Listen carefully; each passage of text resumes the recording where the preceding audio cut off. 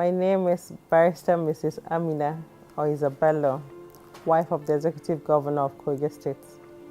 I'm a mom, I'm a wife, a homemaker, I'm a lawyer by profession, and of course I'm a humanitarian. I'm the co-founder of HAYAT Foundation. HAYAT Foundation started in the year 2016, and it has to do with my own personal journey and the challenges I, my husband, and indeed my family underwent raising our son Hayatullah Honora Isabella, who happens to be the first son of the family. We found ourselves in a society that wasn't so accepting, and we had to travel from one country to another, trying to find solution and of course closure. And eventually we ended up in America, precisely at Johns Hopkins and Kennedy Krieger, respectively. And there we were able to really find closure to the extent that we realized that there was really nothing wrong with our son. His kind does exist. We simply found ourselves in a society that had not come to terms with the fact that his likes does exist. And hence the inspiration came that way naturally. And I found myself sensitizing people even without knowing. Part of our objective at HAYAT Foundation is to set up a research institute that will continue to research, and the aim is finding solutions. So of course, that's basically about how it all started. Our target, first of all, is to school owners. And the reason why school owners has become so important is that we went through, part of the challenges we went through has to be schools owners not being so welcoming. Our other kids accepted, and HAYAT was constantly rejected. And for us, we advocate at HAYAT Foundation that every school owner should have special teachers in each and every class, starting from early years and of course up until university level. Now, this will help children with mild cases of cerebral palsy and other related neurological disorder to cope. And it will also help their colleague in the class to develop empathy even as they grow older. Because as we all know, children are the future leaders. They are the leaders of tomorrow.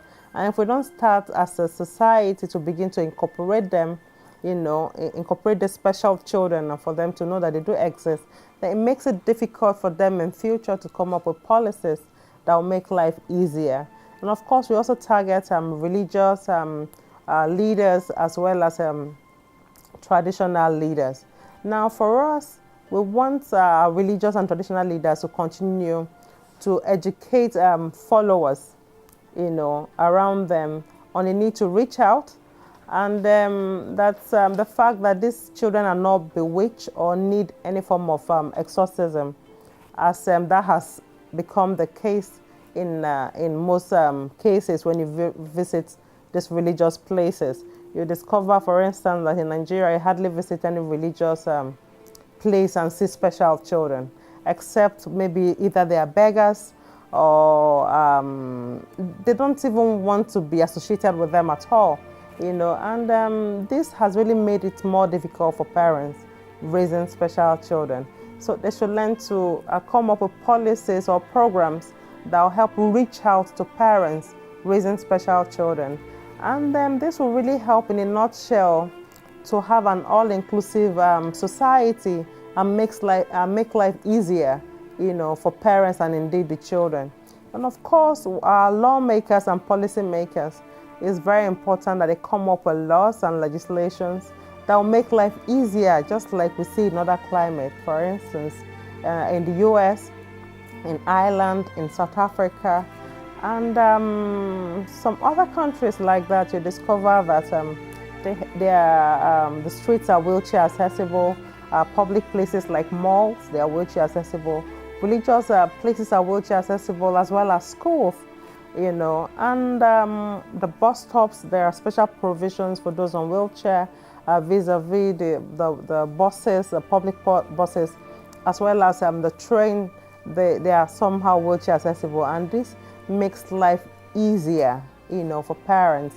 And you also discover that the parents in other climate, for instance, the government provide caregivers that do visit occasionally, and this visit has gone on to help parents, engage in other things, and thereby making life easier, generally. And of course, finally, it's important that we all be change agents in our respective way. And one way of being a change agent, for instance, is being that shoulder for parents or children that are not so fortunate to lean on. And we'll have a healthy society, and of course, be that change that we want to see.